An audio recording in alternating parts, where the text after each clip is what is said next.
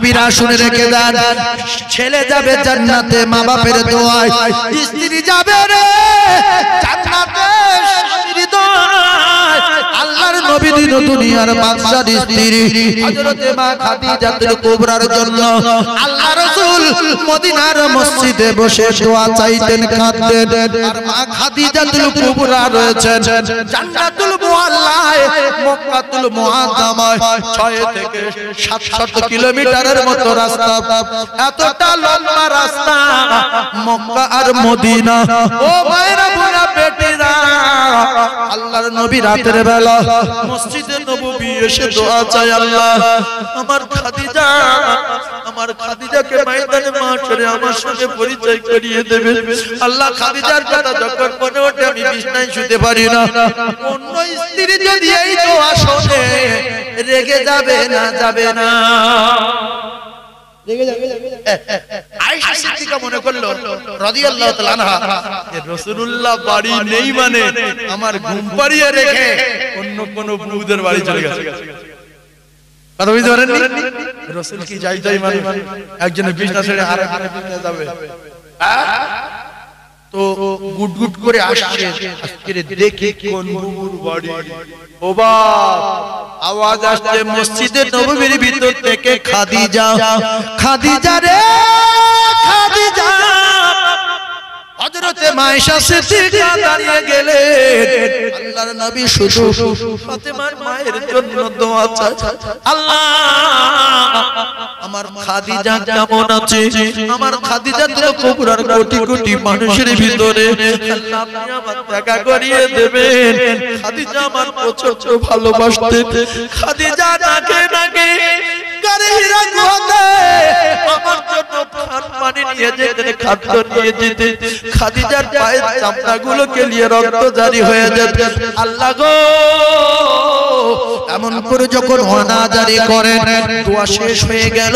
হযরতে মায়েশা বললেন, ইয়া রাসূলুল্লাহ, একটা 40 বছরের বৃদ্ধা মেয়েকে আপনি বিয়ে করে, ইয়া রাসূলুল্লাহ, টুকটুকে বিবি আয়েশা সিদ্দিকার বিছানা ছেড়ে আপনি খাদিজা খাদিজা করে মসজিদে কাঁদছেন।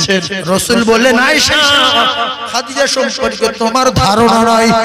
আল্লাহ রাসূলের স্ত্রী মা খাদিজা আয়েশা বললেন, ইয়া রাসূলুল্লাহ, আপনি এবং আমার আল্লাহ বেশি জানেন। রাসূল বললেন, শুনবে কি? খাদিজার বর্ণনা। আল্লাহ রাসূলের স্ত্রী, ও মায়েরা বোনা বেটিরা, আয়েশা বললেন, শুনবো। আল্লাহ রাসূল বলছেন, আমি খাদিজার কথা বলতে পারি না। খাদিজার কথা যখন আমার মনে ওঠে খাদিজা,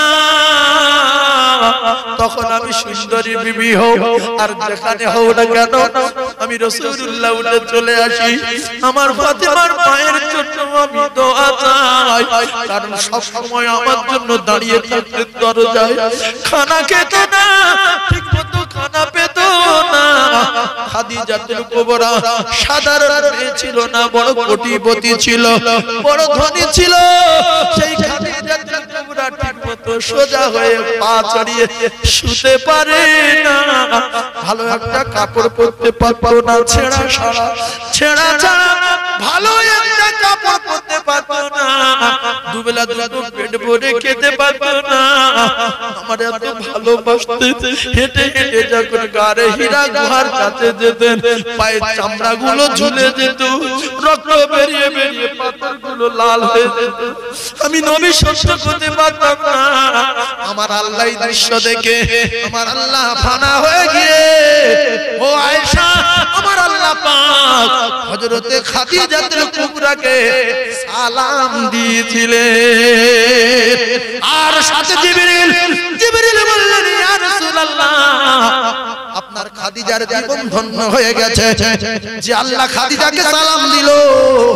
আমি জিবরিল আমিন, আমি সেই খাদিজাকে সালাম দিয়ে গেলাম।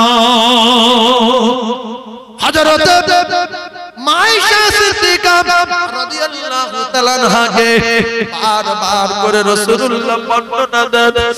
বিশ্বনবী বলেন, খাদিজার বর্ণনা কি দেব? আমি যতক্ষণ না বাড়ি আসতাম খাদিজা বসতো না, খাদিজা ঘুমাতো না, খাদিজা খানা খেত না, দরজায় ঠকা মারার সঙ্গে সঙ্গে ও ভাবিরা খালারা মা খাদিজাতুল কুবরা দরজা খুলে দিতেন কম্পিউটারের মতো। রাসূল বললেন, খাদিজা রে, আমি কোনদিন দেখলাম না 10 বার 20 বার ডাকতে হয়েছে, দরজার ধারে দাঁড়িয়ে থাকতে হয়েছে। খাদিজা বললেন, ইয়া রাসূলুল্লাহ, আমার জীবন তো আমার না, এই জীবনটা তো আমি আপনার জন্য কুরবান করে দিয়েছি। কার শান্তির জন্য আমি ঘুমাবো, কার সুখের জন্য আমি পড়বো? যে ঘরে নবী নাই সে ঘরে খাদিজার ঘুম নাই, যে ঘরে নবী নাই সে ঘরে খাদিজার বিছানা নাই।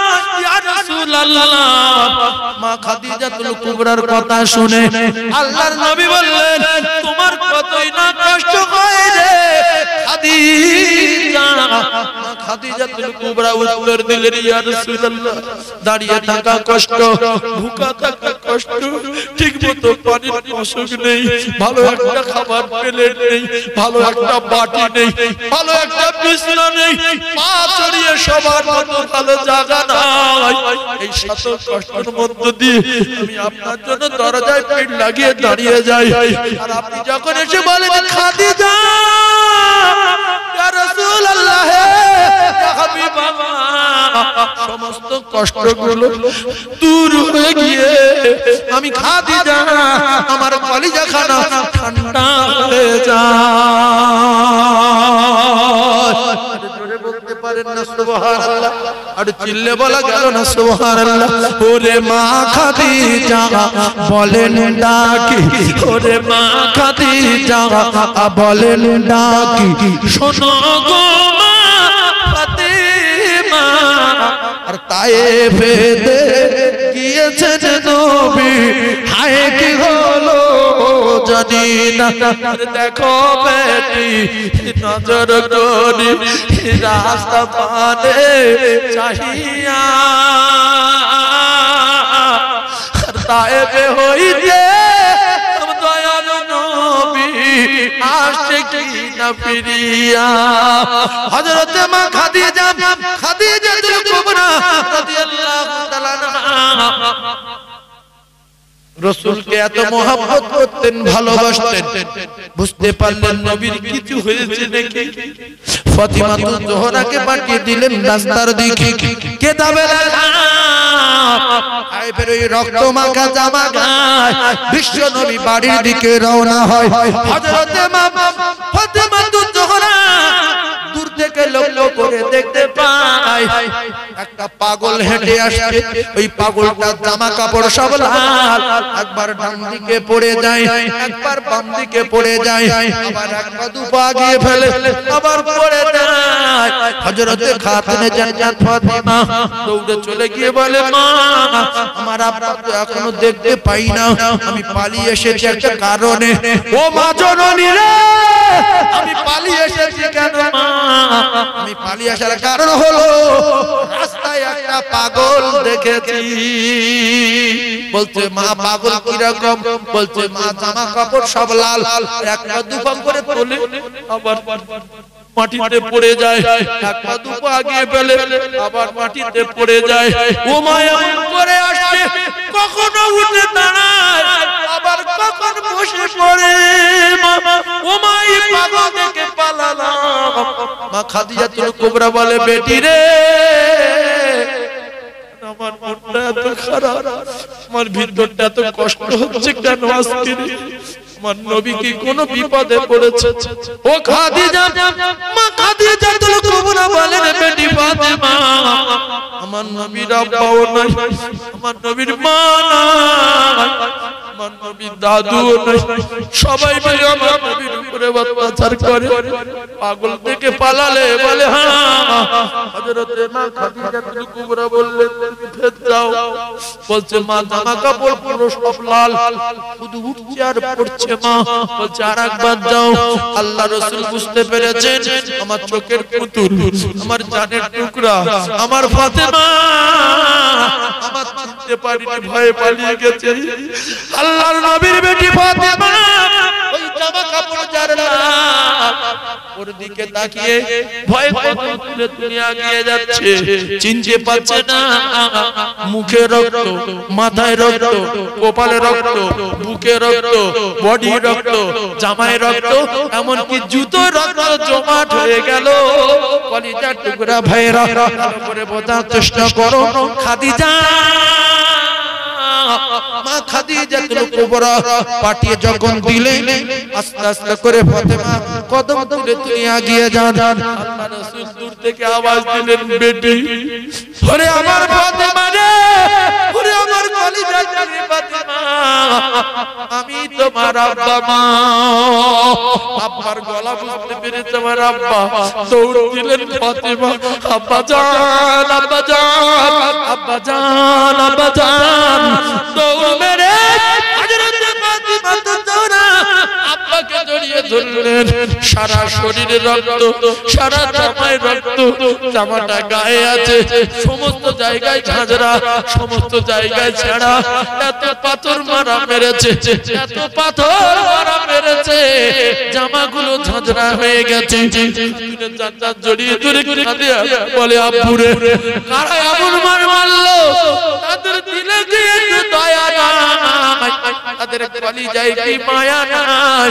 এমন সুন্দর মধুমাখা চেহারা, পূর্ণিমায় চাঁদের জ্যোতির্ময় শরীরের জ্যোতি দেখে তাদের কি দয়া হলো না?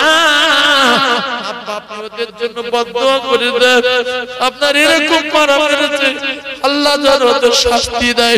রাসূল বললেন, ফাতিমা, আল্লাহ ওদের মারার জন্য ফেরেশতা পাঠিয়ে দিয়েছিল, আমার কষ্ট থেকে আল্লাহ ফেরেশতা পাঠিয়ে দিয়েছিল, আমি ফেরেশতাদের চলে যেতে বলেছি, ফেরেশতারা চলে গেছে, আপনাদের পাতে বলি না, আমাদের জন্য আমি বদদোয়া করব না, তবে কেঁদো না, কেঁদো না, আমি তোমার আব্বা জান জানিয়ে দিলাম, ও বেটি ফাতিমা, তোমার আব্বার রক্তের বিনিময়ে, তোমার আব্বার মাথা ফাটিয়ে দেবার বিনিময়ে, তোমার আব্বার জুতো জমাট হয়ে যাবার বিনিময়ে, তোমার আব্বা জানে এই নাম এমন একটা সময় আসবে, এমন একটা দিন আসবে, তামাম পৃথিবীর অলিতে গলিতে এমন কোন কাঁচা, এমন কোন পাকা, এমন কোন বাড়ি থাকবে না, এমন কোন শহর, এমন কোন নগর থাকবে না, সে জায়গায় তোমার আব্বা জানে না পৌঁছাবে না। ও বেটি ফাতিমা, এই রক্তের বিনিময় পৃথিবীর জমিনে অলিতে গলিতে শুধু একটা নাম সবার মুখে জারি হবে, সেটা হলো লা ইলাহা ইল্লাল্লাহু মুহাম্মাদুর রাসূলুল্লাহ।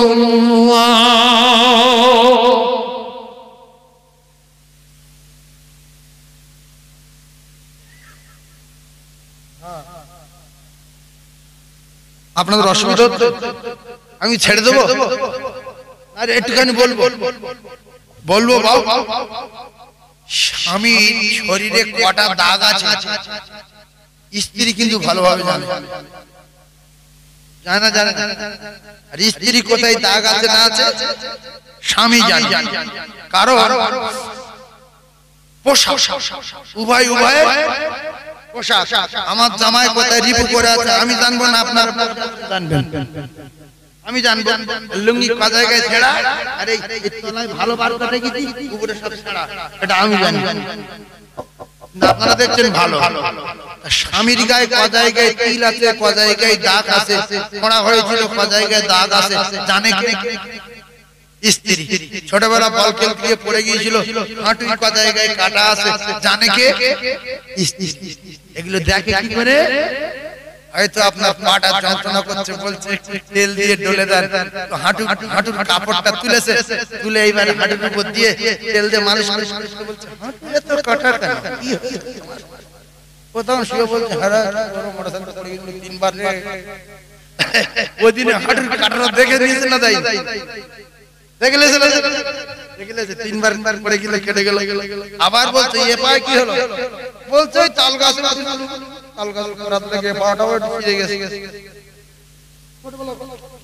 তাহলে স্ত্রীর ক জায়গায় কাটা আছে, দাগ আছে, স্বামী জানে আর স্বামীর কথা আছে স্ত্রী জানে। রাসূলুল্লাহর শখের স্ত্রী যেটা লাল টুকটুকে টুপি আয়েশা হুমায়রা বলে ডাকতেন।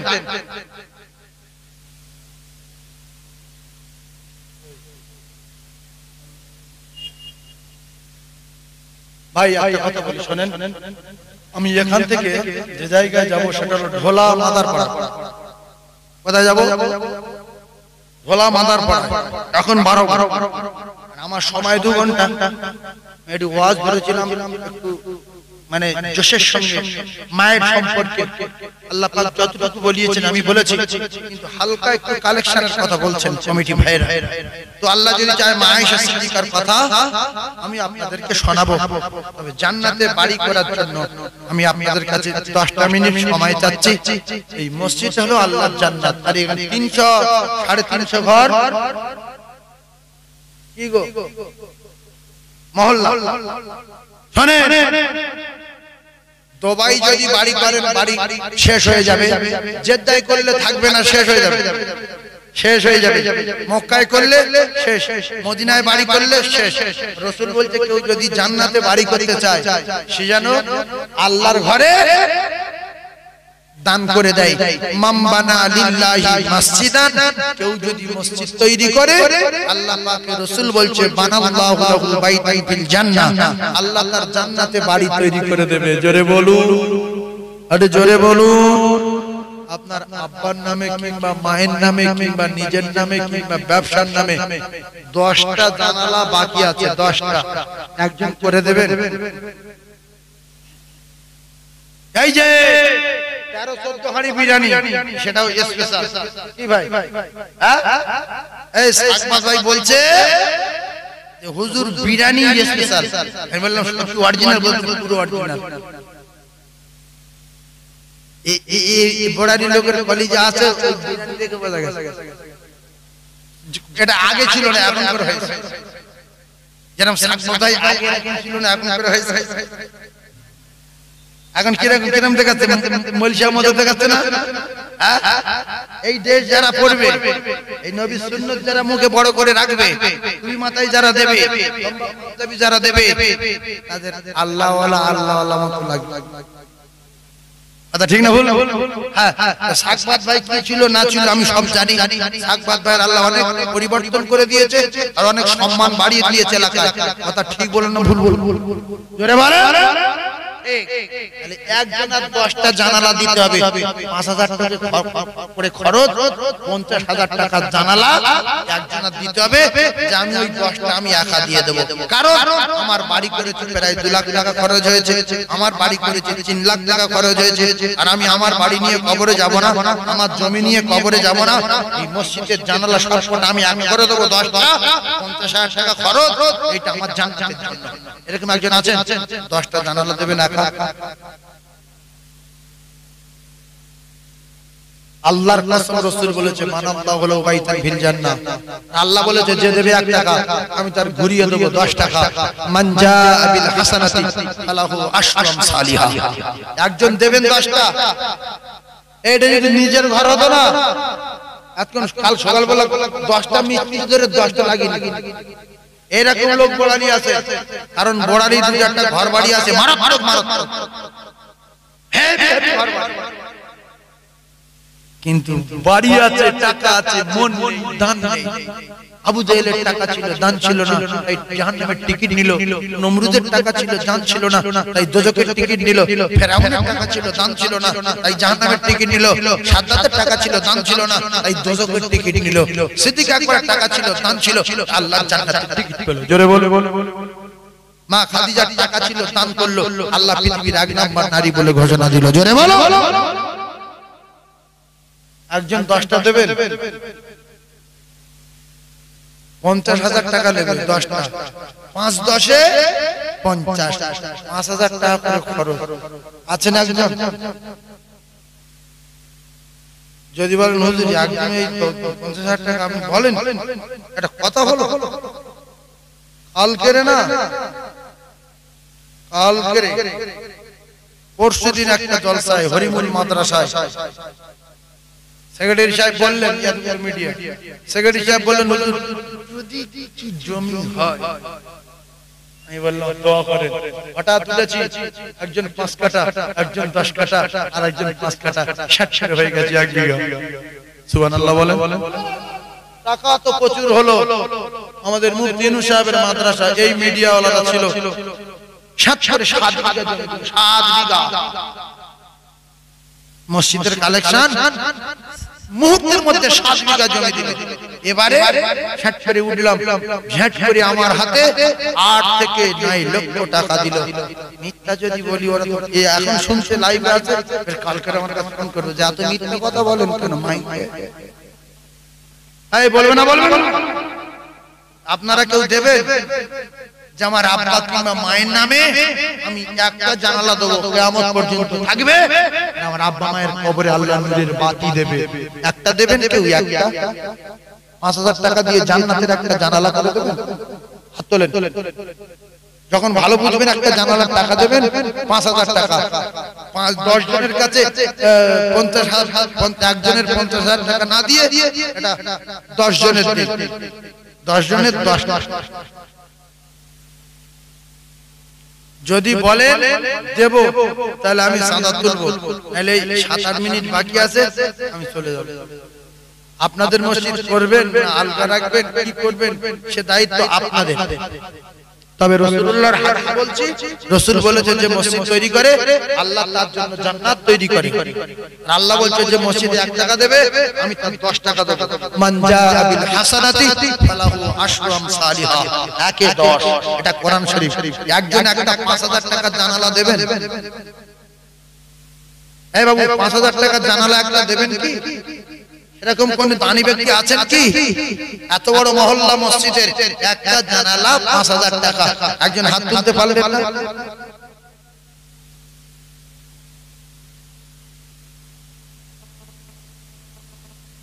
আব্বার নামে, মায়ের নামে, নিজের বাড়ি গদ্দর করে চাঁদা তুলবো না। আল্লাহর কসম, চোখ বন্ধ হয়ে গেলে বুঝতে পারবেন কি ভুল করে এসেছে, কেন দেইনি। এই সেই ভিডিও, চাঁদার জন্য পায়ে ধরছিল, একটা জানালার জন্য আমি দেইনি। কিন্তু আমার ঘরের জানালাগুলো কমপ্লিট, আমার বাড়ির জানালা কমপ্লিট, আমার বাথরুমের জানালা কমপ্লিট, আমার গেটের জানালায় গিরি, আল্লাহর ঘরের জানালায় দেইনি, আমি বসেছিলাম। তওবা করেন, দোয়া করব, আস্তাগফিরুল্লাহ। তওবা করেন, দোয়া করে বেরিয়ে যাও, কিছু আসে যায় না আমার।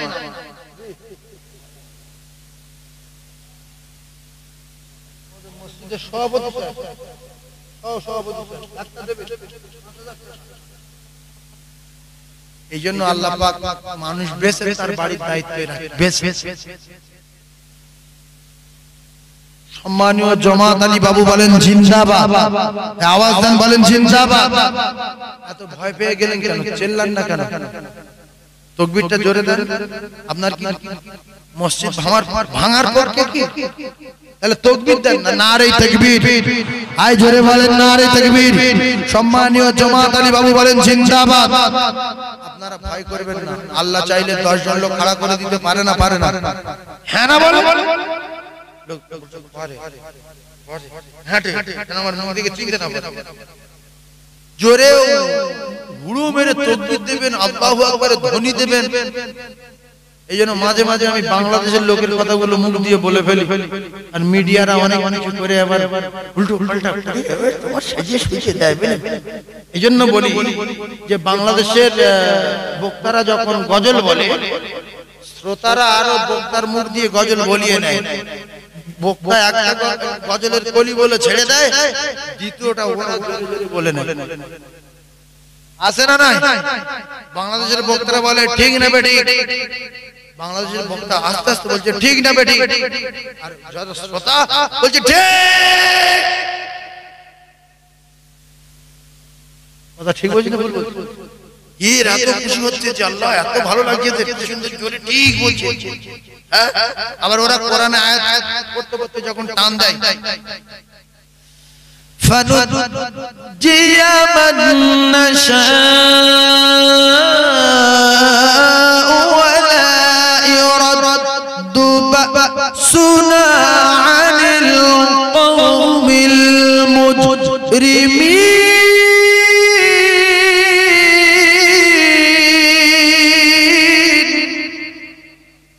শ্রোতাগুলো বলে আল্লাহু আকবার, জানো পাগল হয়ে গেছে। আর আমাদের এখানে কিচ্ছু বলবে, কি বললো বলো, গান বললো না গজল কিছু বলবে না, তো কি বলবে? কোরআন শরীফ বুঝতে পারছো, যেটা কোরআনের আয়াত, ও ভেবে ভার ভার এত জ্ঞানী, ও ভেবে সুবহানাল্লাহ বলবে না, আল্লাহু আকবার বলবে।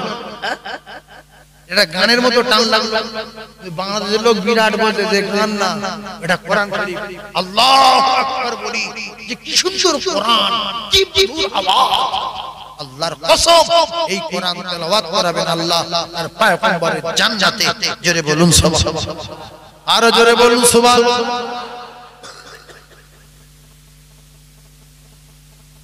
কুল হাদিহি সাবিলি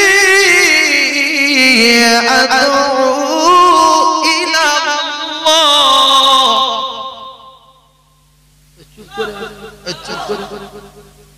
মানে ঠেলবে আর না ঠেললে চুপ করে বসবে। এত বুঝে বলে দিল, সে আমি আয়াতটা দ্বিতীয়বার পেল্টে পড়ছি, চুপ করে আবারও গান বলছি।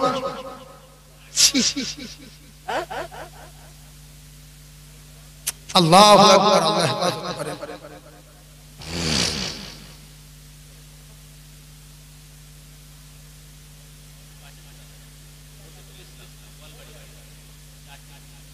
রফিকুল ইসলাম তকবীরদার নারে তাকবীর। এই কোরআনের আয়াত পড়েছি, শয়তান পালিয়েছে, ফের কি জুতোর বাড়ি মারি নারে তাকবীর, আবার জুতোর বাড়ি মারি নারে তাকবীর। তাতাগণ বলো জিন্দাবাদ, তাতাগণ বলো জিন্দাবাদ, সফিগণ বলো জিন্দাবাদ, নারে তাকবীর। একটা বাপের বাড়া চারটে গিরি, এই হলো যোগ্য বাপের বাড়া। দুটাটা যে ভুগড়ু বাপের বাড়া, ভুগড়ু বাপের বাড়া, আর দুটাটা যে যোগ্য বাপের বাড়া। ওয়ালাদিন সালিহিন ইয়াদকুলহু, আল্লাহর কসম, নবীর কথা, রাসূল বলেছে ভালো ছেলে রেখে যাও, কবরের আগুন থেকে যদি, আযাব থেকে যদি নাজাত পেতে চাও, ছেলে ভালো রেখে যাও। এই আগুন কার বাপ ঠেকাতে, এই বাপ ঠেকাতে কোন বেটার যদি কবরে আগুন জ্বলে, ওর বাপ কি ঠেকাতে পারবে? যারা বলেন যাই যাই বাপ করে দেব, ফেরেশতা বলে যদি বিয়াড়া করি টুক করতে না লোক কবরে কোনো কায়দাবাজি চলবে? চলবে না। তাই চারটে গিরিল দিল কে? রফিকুল ভাই চারটে গিরিল। তকবীরদার নারে তাকবীর। যোগ্য বাপের যোগ্য সন্তান ভাই রফিকুল ইসলাম বলেন জিন্দাবাদ। যোগ্য বাপের যোগ্য সন্তান ভাই রফিকুল ইসলাম বলেন জিন্দাবাদ। গিরিল হয়ে গেছে 5 পিস, বাকি আছে ক পিস? কথা বলে না তো, 5 এর 5 বলতে তাও বুঝতে পারছেন না। গিরিল বাকি ছিল 10টা, 2 মিনিটে হয়ে গেছে 5টা, আর বাকি আছে 5 মিনিট, আর গিরিল বাকি আছে 5।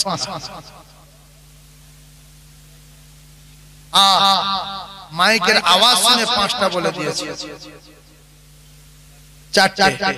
আর একজন বলবেন যে হুজুর আমার মাকে বহুদিন দেখিনি, আমার মা আমার দিক তাকিয়ে আছে, আমি আমার গর্ভধারিণী মায়ের জন্য একটা গিরিল আল্লাহর ঘরে দেব। 6 নম্বরে একজন বলবেন আল্লাহর কসম বলুন, আমি আল্লাহর রাস্তায় বলছি, বলুন আপনার নিজের জন্য বলুন। বাড়িতে বড় বড় রোগ ঢুকে যাবে, ছেলের রোগ হবে, কিডনির রোগ হবে, আর আপনার রোগ হবে। আর এই পৃথিবীর কোনো ডাক্তারের রোগ সারাতে পারে না, পারে না, পারে না। পৃথিবীর কোনো ঔষধে কোনো রোগ সারাতে পারে না। যিনি রোগ দেন তিনি সারিয়ে দেন। কথা ঠিক না ভুল? যদি ডাক্তারের রোগ সারাতো, যদি ডাক্তারের রোগ সারাতো, তাহলে অন্তত ডাক্তারগুলো ওষুধে বেঁচে থাকতো। ও তো মরে যাচ্ছে, কি গো ভাই, সে ডাক্তার তো মরে যাচ্ছে। আরে ঠিক না ভুল? এই যে ঠিক না ভুল বলতে কিছু বলে না, ঠিক বলবে তো ঠিক, এরকম বললে কি হয়? ঠিক না ভুল? হ্যাঁ, এইটা চালু করেন ভারতে, তাহলে আমাদের একটু ওয়াজ করার সুবিধা হবে। না তো কালা লোকের বলছি না পাগলা লোকের বলছি, কিছু বোঝাই যায়। তাকবীরদার নারে তাকবীর, আরো জোরে নারে তাকবীর। না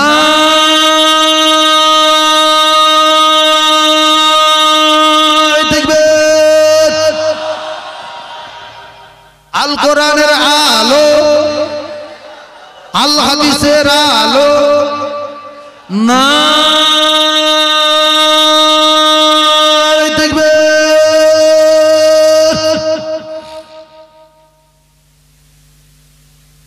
কোরআন আয়াত পড়লে কেরাম তাকবীর দেয়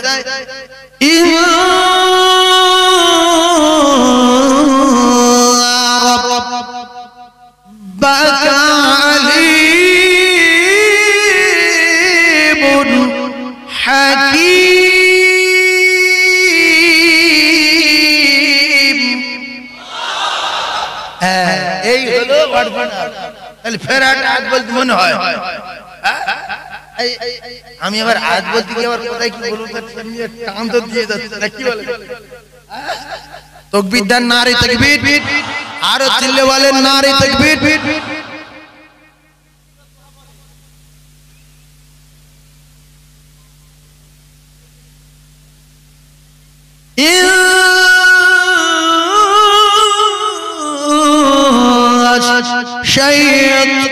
الشيطان للإنسان عدو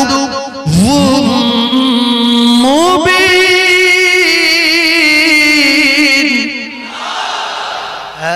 তাহলে এই আয়াতগুলো বলে দিয়ে বাস করা যায় আর যদি বলে ইন্নাশ শাইতানা লিল ইনসানি আদুউম মুবিন কি বলবো আল্লাহু আকবার বললেন ফেরেশতা খুশি শয়তান দৌড় মারবে আমারে কি দাঁড়াতে দিবেন না যতবার আমরা বলি শয়তান ততবার পালায় আল্লাহর নাম দেখে শয়তান ভয় পায় না বিরাট ভয় পায় কেন একটা হুকুমের খেলাফ করেছিল বলে আল্লাহ নিজে মুখে কাফের ঘোষণা করে দিয়েছে নিজে মুখে কাফের সেইজন্য যতবার আল্লাহ বলবেন ততবার ও পালাবে ফের আল্লাহু আকবার বলেন নারে তাকবীর এবারে একজন বলবেন যে আমি একটা দেব পাঁচটা হয়েছে তো পাঁচটা 6 নম্বরে একটা বলবেন বাপ কোন পাকা বাড়িওয়ালা আছে তার বাড়ির 4-5টা জানালা সব গ্রিল দেওয়া আল্লাহর ঘরে গ্রিল নাই ফাঁকা আছেন আর একজন একটা গ্রিল দেবেন এই আল্লাহ কি ভিক্ষা চাচ্ছে আপনার কাছে আল্লাহর কসম মর বললে মরে যাবে এদিকে রেখে দেন আল্লাহ যদি মার মারে সঙ্গে সঙ্গে মরে যাবে কই বাবাজি আসগার বাবা জান্নাতি লোক এই যে রাসূলুল্লাহ বলেছে যার কপালের এখানে নামাজে দাগ থাকে ওই জায়গা থেকে আল্লাহর কসম নূরের রোশনি জারি হবে রাসূল বলল তুই কাঁদবি কেন তুই চলে আয় আমার সাথে চলে আয় রাসূলুল্লাহ ওই নূরের জ্যোতিওয়ালা লোকগুলো ধরে খুঁজে নিয়ে চলে যাবে জোরে বলেন না সুবহানাল্লাহ সম্মানীয় আসগার বাবু বলেন জিন্দাবাদ একটু জোরে বলেন না জিন্দাবাদ আসগার বাবুর মাইমুরবি জান্নাতি বলেন আল্লাহুম্মা আমিন আরো জোরে বলেন আল্লাহুম্মা আমিন নারে তাকবীর এরকম মাহফিল গরম রাখে সাদা আল্লাহ দেওয়া হবে তবে একটা নিয়ত করবেন যে আল্লাহ আমি আপনার কোরআনকে বিশ্বাস করি আপনাকে বিশ্বাস করি রাসূলুল্লাহকে বিশ্বাস করি আপনার ঘরকে বিশ্বাস করি বলে 5000 টাকা আপনার জানালায় দিচ্ছি আমার দাবি হলো আমি মৃত্যুর আগে যেন আপনার বাড়ি কাবা তওয়াফ করতে পারি আর রাসূলুল্লাহ রওজা জিয়ারত করতে পারি এই নিয়তে একজন দেবেন একটা জানালা আল্লাহ তার মৃত্যুর আগে আল্লাহর বাড়ি ডেকে নেবে কোটি কোটি টাকা দিয়ে মৃত্যুর আগে রাসূলুল্লাহর রওজা জিয়ারত করাবে যে কোনো কায়দায় একজন নিয়ত করেন অনেকগুলো মানুষ রয়েছে একটু দোয়া করব নিয়ত করবেন একজন যে সেই লোক আমি একজন বলবেন একজন এই দেখো কোটিপতি কোথায় বসে আছে দেখো যার কলজটা বড় সেই কোটিপতি জাহাঙ্গীর বিক্রি হতে পারে ঘর বাড়ি নাও থাকতে পারে যাই হোক কিন্তু ওই জাহাঙ্গীরের তো আমার মনে হয় ওই জাহাঙ্গীরের চেয়ে আরো ধনী লোকের ভিতর বসে আছে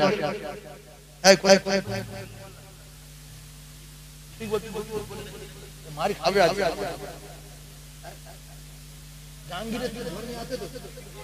জাহাঙ্গীরের যে ধনী আছে কিন্তু জাহাঙ্গীর বলেছে একবার জিকির করে লা ইলাহা জোরে লা ইলাহা লা ইলাহা ইল্লাল্লাহ। ও ভাই, আমাদের এখানকার জিকির আর বাংলাদেশের জিকির ফেরা আছে না? বাংলাদেশের জিকির কিরাম? উল্টো জিকির না? আমাদের জিকির কিরকম? আমাদের জিকির সবাই কিরকম করি এটা দেখিয়ে দেই, বিশ্বের মানুষ দেখুক। আমাদের জিকির হলো মাথা নিচু করে লা শব্দ নাভি থেকে তুলে কাঁধের উপরে নিয়ে ইল্লাল্লাহ, মাথার ইলাহা মাথা তালু, ইল্লাল্লাহ বাম স্থানে দুই আঙ্গুল নিচে, লা ইলাহা ইল্লাল্লাহ বলে, লা ইলাহা ইল্লাল্লাহ, লা ইলাহা ইল্লাল্লাহ, লা ইলাহা ইল্লাল্লাহ, লা ইলাহা ইল্লাল্লাহ, লা ইলাহা ইল্লাল্লাহ, লা ইলাহা ইল্লাল্লাহ মুহাম্মাদুর রাসূলুল্লাহ। আর ওই দিকের যে ইউটিউবে ছবিগুলো আমরা দেখি, মানুষ উঠে দাঁড়িয়ে, বুড়ো মানুষ লাফাচ্ছে, এখানে দাঁড়িয়ে দোলামাত, আবার ওখান থেকে জাম দিয়ে এসে যে মৌলবি জিকির করছিল তার টিপে ধরে এখন আল্লাহ বলছে, এই কথা ঠিক না ভুল? আর আরেকটা বুড়ো লাম্বারে উঠে স্টেজে উঠে শুধু ভলি দিচ্ছে, লঙ্গি শুধু ভলি দিচ্ছে, আর লুঙ্গি উল্টে যাচ্ছে বলে আরো সব মালান ফলান যারা ছিল শুধু লুঙ্গি সোজা করছে, আরে শুধু ভলি দিচ্ছে। হচ্ছে না, হয় না? জিকির করতে হবে আদবের সাথে। ওই রকম যদি করো বাবু, সারা বিশ্বের লোক দেখছে না, দেখে। আবার জিকিরের একটা টিম আছে, তাদের প্রত্যেকের মাথায় এত বড় বড় চুল হতে হবে, এরকম ঝাপটা মারলি মুখে এসে লাগবে, এরকম করলি এপারে এপারে লাগবে, এরকম চুল হতে হবে। সেই তারাই ওই লাইনে দাঁড়াবে, আমরা বলি আমরা তো শরীর হই, কি বলে দেখি, এরকম কি বলে না বলে আল্লাহ জানে, কথা ঠিক না ভুল? আসি আটা কি হচ্ছে, এরকম মসজিদ থেকে বাঁশের কথা শুনে প্যান্ডেল উঠছে, ও মানে আল্লাহর দিদারে ফানা হয়ে গেছে না? তাই ওইভাবে প্যান্ডেল উঠছে। আমার কলিজার টুকরা ভাই, আমাদের ভারতবর্ষের জিকির আমরা জানি, পৃথিবীর আগে নাম্বার জিকিরের নাম আফজাল জিকির হলো কালিমা লা ইলাহা ইল্লাল্লাহু মুহাম্মাদুর রাসূলুল্লাহ। এতে যদি একবার কালেমা কেউ পড়ে নেয়, এর এত পাওয়ার, 80 বছরের জিনাকর হলে, 90 বছরের মদকর হলে, আল্লাহ রাসূল বলেন ইখলাসের সাথে যদি পড়ে, সদ্য প্রসব করা সন্তানের মতো বেগুনাহ মাসুম হয়ে যায়। জোরে বলুন। আমরা যে কলেমা জিকির করি, এর পাওয়ার আছে না নাই? আর যদি কলেমা না বলে শুধু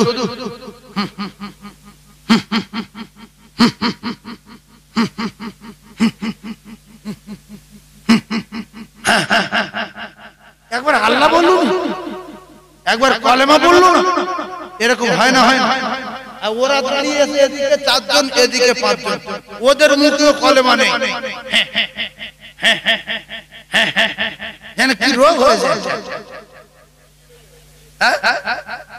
হয় আল্লাহ বলো, নাই নবী বলো, নাই সাল্লাল্লাহু আলাইহি সাল্লাম বলো, নাই দরুদ পড়ো, নাই বলো লা ইলাহা ইল্লাল্লাহু মুহাম্মাদুর রাসূলুল্লাহ সাল্লাল্লাহু আলাইহি ওয়াসাল্লাম। আমাদের গুনাহ মাফ হলো, ফের সাল্লাল্লাহু আলাইহি সাল্লাম বলার বিনিময়ে সাল্লাল্লাহু আলাইহি আশারা রাসূলুল্লাহ বলেছে 10টা করে রহমত পেয়ে গেছি। একবার হয় দরুদও পড়লো না, কলেমাও বললো না,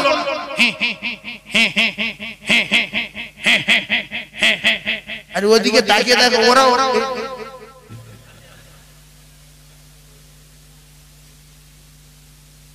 আমি কি ভুল বলছি? এই জিকিরের সঙ্গে তো আমরা শরীক হতে পারি।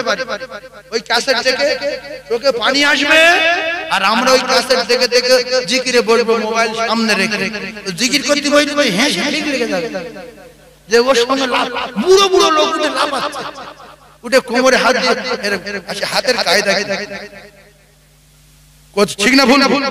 মুখে কিছু বলে না, হাত নেড়ে আবার এই কথা ঠিক বলছি। আরে যতজন দুটো হাত 20-40 কেজি ওজন, ওনে ওরম করছিস কেন? মুখে বল ইল্লাল্লাহ ইল্লাল্লাহ ইল্লাল্লাহ ইল্লাল্লাহ ইল্লাল্লাহ ইল্লাল্লাহ, তাহলে আল্লাহ খুশি না বেজা? মুখে দেখবেন কিচ্ছু বলেন, এই করছে না করে। এইগুলো আমি দেখে খুব কষ্ট পাই যে আল্লাহ মুখে কিছু বলে না, হাত নিয়ে করছে কেন? সামনে কেউ দেখলে আজকাল গিয়ে নাকি? আল্লাহ পাক আমাদেরকে হেফাজত করুন। আমরা কালেমা জিকির করি আওয়াজ দিয়ে, নেই কোনো মাবুদ এক আল্লাহ ছাড়া, লা ইলাহা ইল্লাল্লাহ, একমাত্র সব ক্ষমতার মালিক আমার আল্লাহ, মুহাম্মাদুর রাসূলুল্লাহ সাল্লাল্লাহু আলাইহি ওয়াসাল্লাম তিনি হলেন আল্লাহর পয়গম্বর। মেনে নিলাম। জোরে বলুন, আর জোরে। কি বলবো নবীর দুঃখের কথা, বুকে আমার জলে। কি বলবো নবীর দুঃখের কথা, বুকে আমার আগুন জ্বলে। মাতি করবে বাপ হারাল শৈশবে,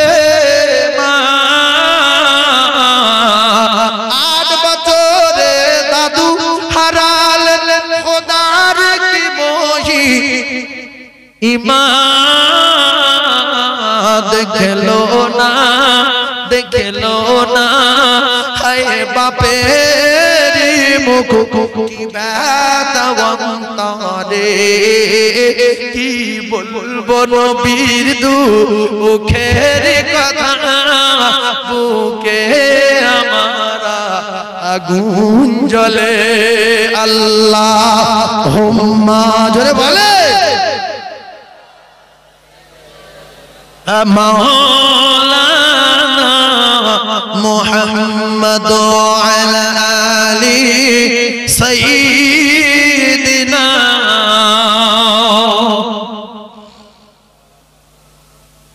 ভাই আমার আরো 10 মিনিট সময় বেশি বললাম। আজকের আমার নানিমা মারা গেছে। আমি বাসন্তী সাইফুল্লাহ না? আরে কথা বলে না।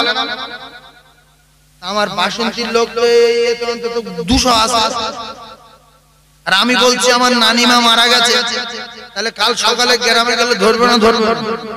হুজুর আপনি কালকে ভাঙড়ে জলসা করতে করতে বললেন নানি মারা গেছে, কোথায় নানি মারা গেছে? সেই পরিস্থিতি দিয়ে এটা বলছি কেন, আমি কেন এসেছি, আমার এলাকার লোকও শুনবে, আপনারা বুঝতে পারবেন।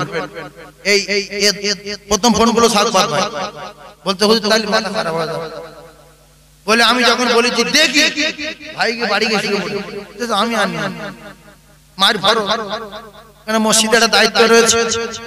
এর ও ফোন করলো, আমি বললাম ঠিক আছে চিন্তা করিনি, দেখছি। গিয়ে বলে আমি গিয়ে আমার মামার বাড়ি গিয়ে সেখানে ওখান থেকে ঘুরে আমার একটা মামাতো ভাইকে বললাম যে এই পরিস্থিতি, দোয়া কর আমার জন্য। আমি দোয়া করি, আমি জলসায় গিয়ে দোয়া করব, তোরা একটু মাটিটা দিয়ে দিস।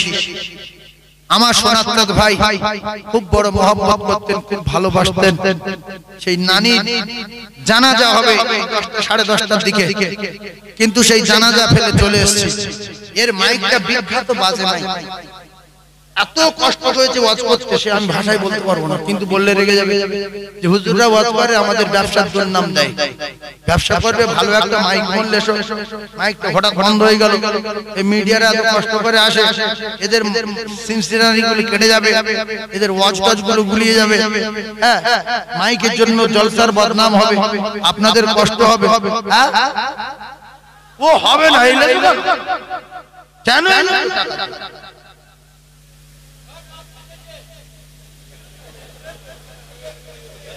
اللهم آمين.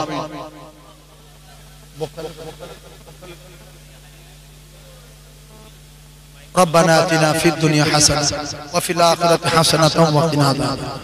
وادخلنا الجنة مع الأبرار يا عزيز يا غفار يا رب العالمين يا أكرم الأكرمين يا حي يا قيوم برحمتك نستغيث يا ذا الجلال والإكرام يا ذا الجلال والإكرام আয় আল্লাহ আমাদের ভিতরে অনেকে আব্বা নাই মা নাই দাদু দাদি চাচা চাচি আত্মীয় স্বজন মাই মুরব্বি বিশেষ করে যারা মাটির কবরে আল্লাহ তাদের কবর নূরুন আলা নূর করে দিন আল্লাহ সবকিছু কবর প্রশস্ত করে দিন অন্ধকারময় কবর রোশনিতে ভরে দিন কবর গোলাপ ফুলের বাগান বানিয়ে দিন আয় আল্লাহ আমাদের অনেকের আব্বা নাই অনেকের জনম দুঃখী মা নাই জন্মদাতা পিতা নাই ওগো আমার আল্লাহ কে কোন হালাতে রয়েছে জানা নাই যদি কোন রকমে আযাবে গ্রেফতার হয় আযাবুল কবর না জাতি আয় আল্লাহ বিশেষ করে জনম দুঃখী মা জন্মদাতা পিতা দাদু জান দাদি জান নানা জান নানি জান ভাই বোন বেটা বেটি জানা কবরে আল্লাহ তাদের কবর নূরুন আলা নূর করে দিন হে আল্লাহ বিশেষ করে আমার নানি মা দুনিয়ার জমিন ছেড়ে বিদায় নিয়েছে আল্লাহ দাফন হয়ে গেছে মাবুদ রহমত করে তার কবর নূরুন আলা নূর করে দিন আল্লাহ শুক্রবার ডেকে নিয়েছে শুক্রবার কবরে আযাব আপনি মাফ রাখেন কিয়ামত পর্যন্ত আল্লাহ কিয়ামত পর্যন্ত নানি মা কবরের আযাব নাজাত দিয়ে দিবেন সংকীর্ণ কবর হলে প্রশস্ত করে দেবেন অন্ধকারময় কবর হলে রোশনিতে ভরে দেবেন কবর নূরুন আলা নূর করে দেবেন আল্লাহ এই গ্রামে রহমত বর্ষণ করুন ডান দিকে বাম দিকে পিছনে যত কবর আছে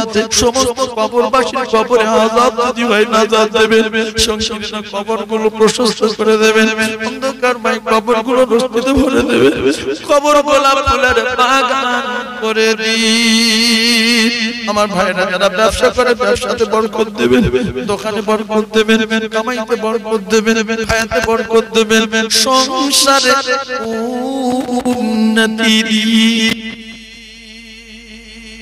লা ইলাহা ইল্লাল্লাহ লা ইলাহা ইল্লাল্লাহ লা ইলাহা ইল্লাল্লাহ লা ইলাহা ইল্লাল্লাহ